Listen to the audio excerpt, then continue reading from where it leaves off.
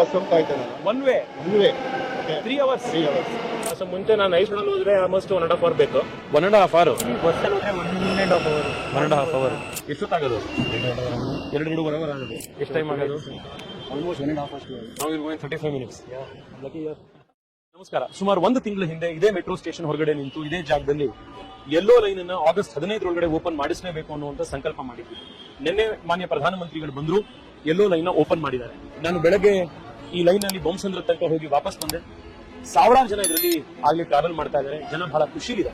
ತುಂಬಾ ದಿವಸದಿಂದ ಕಾದಿದ್ವಿ, ವರ್ಷಗಳಿಂದ ಕಾದಿದ್ವಿ, ಓಪನ್ ಆಯ್ತು. ನಾನು ಮಾತನಾಡಿಸಿರುವಂತಹ ಆವರೇಜ್ ಪ್ರತಿಯೊಬ್ಬರು ಕೂಡ, ಅದು ಬೊಮ್ಮಸಂದ್ರದಲ್ಲಿ ಒಂದು ಇಂಡಸ್ಟ್ರಿಯಲ್ ಟೌನ್ ನಲ್ಲಿ ಕೆಲಸ ಮಾಡ್ತಾ ಇರೋ ಒಬ್ಬ ಕಾರ್ಪೆಂಟರ್ ಇರ್ಬೋದು, ಇನ್ಫೋಸಿಸ್ ಅಲ್ಲಿ ಬಯೋಕಾನ್ ಅಲ್ಲಿ ಕೆಲಸ ಮಾಡ್ತಾ ಇರುವಂತಹ ಇಂಜಿನಿಯರ್ ಇರ್ಬೋದು, ಬೆಂಗಳೂರಿನ ಯಲಹಂಕದಿಂದ ಎಲೆಕ್ಟ್ರಾನಿಕ್ ಸಿಟಿಗೆ ಪ್ರತಿನಿತ್ಯ ಓಡಾಡ್ತಾ ಇರುವಂತಹ 3 ಗಂಟೆ ಓಡಾಡುವಂತ ಇರ್ಬೋದು, ಆವರೇಜ್ ದಿನಕ್ಕೆ 2 hours ಈ ರೂಟ್ ನಲ್ಲಿ ಟ್ರಾವೆಲ್ ಮಾಡ್ತಾ ಇದ್ದವರು ಇವಾಗ ಹೆಚ್ಚು ಕಡಿಮೆ 40 ನಿಮಿಷದಲ್ಲಿ ಆ ಟ್ರಾವೆಲ್ ನ ಮಾಡ್ತಾ ಇದ್ದಾರೆ.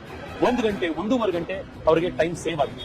ಈ ಸೇವ್ ಆಗ್ತಾ ಇರೋ ಟೈಮ್ ನಲ್ಲಿ ಏನ್ ಮಾಡ್ತೀರಾ ಅಂತ ಹೆಚ್ಚು ಕೆಲಸ ಮಾಡಬಹುದು, ಪ್ರೊಡಕ್ಟಿವಿಟಿ ಜಾಸ್ತಿ ಆಗುತ್ತೆ. ಮಳೆಯಲ್ಲಿ 1 ಗಂಟೆ ಸಿಕ್ಕಾಕೊಳ್ತಿದ್ವಿ ಸರ್, ಈಗ ಮೆಟ್ರೋಲಿ ಬರೋದ್ರಿಂದ ಕಂಫರ್ಟಬಲ್ ಆಗಿ ಮನೆ ತಲುಪಬಹುದು. It is more comfortable. ಇನ್ನೊಬ್ರು ಒಂದು ಮಗು ಹಿಡ್ಕೊಂಡಿದ್ದವ್ರಿಗೆ ಕೇಳಿದೆ, ನಿಮಗೆ ಸಿಗ್ತಾ ಇರೋ ಅಡಿಷನಲ್ 1 hour ಅಲ್ಲಿ ಏನ್ ಮಾಡ್ತೀರಾ ಅಂತ. ಮಗು ಜೊತೆ ಫ್ಯಾಮಿಲಿ ಟೈಮ್ ಕಳಿಬಹುದು ಅಂತ. Public transport guarantees quality of life. ಸರ್ಕಾರ ಹೆಚ್ಚು double decker flyover, tunnel road, ಮತ್ತೆ ಫ್ಲೈಓವರ್ ಇದ್ರ ಮೇಲೆ ದುಡ್ಡು ಖರ್ಚು ಮಾಡೋದ್ರ ಬದಲು ಪ್ರತಿ 1 ರೂಪಾಯಿಯನ್ನು ಕೂಡ ಎಫಿಷಿಯಂಟ್ ಡೆಡಿಕೇಟೆಡ್ ಬಸ್ ಟ್ರಾನ್ಸಿಟ್ ಲೈನ್ಸ್ಗಳು, ಬೆಂಗಳೂರಿಗೆ ಟ್ರಾಮ್ ಸರ್ವಿಸ್ ಲೈನ್ಗಳು, ಲಾಸ್ಟ್ ಮೈಲ್ ಫಸ್ಟ್ ಮೈಲ್ಗೆ ಕನೆಕ್ಟಿವಿಟಿ ಬೇಕಾಗಿರುವಂತಹ ಸ್ಮಾಲ್ ಸ್ಕೇಲ್ ಬಸ್ಸಸ್ಗಳು, ಮತ್ತೆ ನಾವಿರೋ ಜಾಗದಿಂದ 800 1 ಕಿಲೋಮೀಟರ್ ಒಳಗಡೆ ಸಿಗುವಂತಹ ಮೆಟ್ರೋ ಸ್ಟೇಷನ್ಗಳು.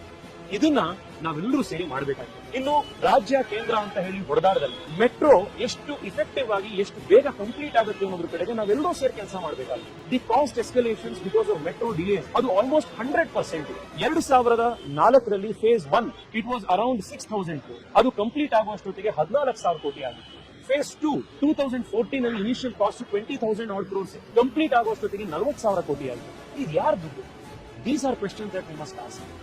ನಮ್ಮ ಎದುರುಗಡೆ ಯೆಲ್ಲೋ ಲೈನ್ ಕಂಪ್ಲೀಟ್ ಆಗಿದೆ ಅನ್ನೋ ಖುಷಿ ಇದೆ, ಪಿಂಕ್ ಲೈನ್ ತಿರ್ಗಾ ಡಿಲೇ ಆಗಿದೆ ಅನ್ನೋ ಬೇಜಾರಿದೆ. ಫೇರ್ ಫಿಕ್ಸೇಷನ್ ಕಮಿಟಿ ರಿಪೋರ್ಟ್ ಹೊರಗಡೆ ಹಾಕಿಲ್ಲ ಅನ್ನೋದು ಇನ್ನೂ ಕೂಡ ಆಗ್ರಹ ಹಾಗೆ ಇದೆ.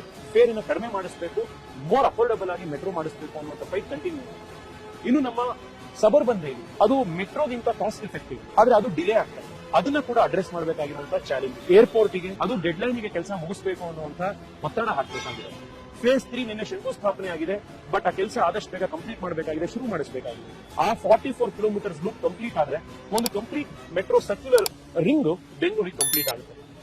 ನಮ್ಮ ಏನಿರ್ಬೇಕಾಗಿರೋದು ಇಷ್ಟೇ, ಬೆಂಗಳೂರಿನ ನೀವು ಯಾವ ಭಾಗದಿಂದ ನೀವು ನಿಮ್ಮ ಮನೆ ಹತ್ರದಿಂದ ಹೊರಗಡೆಯಿಂದ ನೀವು ಎಲ್ಲಿ ನಿಂತಿರ್ತೀರಾ ಆ ಜಾಗದಿಂದ ವಿಥಿನ್ 1 ಕಿಲೋಮೀಟರ್ ನಿಮಗೆ ಒಂದು ಮೆಟ್ರೋ ಸ್ಟೇಷನ್ ಸಿಗಬೇಕು. That is when travel in Bengaluru will be comfortable, efficient and most importantly ಸಾಮಾನ್ಯ ಜನರ ಕ್ವಾಲಿಟಿ ಆಫ್ ಲೈಫ್ ಇಂಪ್ರೂವ್ ಆಗುತ್ತೆ. ಈ ಪಬ್ಲಿಕ್ ಟ್ರಾನ್ಸ್ಪೋರ್ಟ್ಗೆ ಹೋರಾಟ, ಪಬ್ಲಿಕ್ ಟ್ರಾನ್ಸ್ಪೋರ್ಟ್ಗೆ ಸರ್ಕಾರದ ಜೊತೆಗೆ ಜನಪ್ರತಿನಿಧಿಗಳ ಜೊತೆಗೆ ಒತ್ತಡ, ಒಂದು ಮೂವ್ಮೆಂಟ್ ಹೀಗೆ ಕಂಟಿನ್ಯೂ ಆಗಿ ಎಲ್ಲ ಬೆಂಗಳೂರಿಗರಿಗೆ ಮತ್ತೊಂದ್ಸತಿ ಕಂಗ್ರ್ಯಾಚುಲೇಷನ್ಸ್.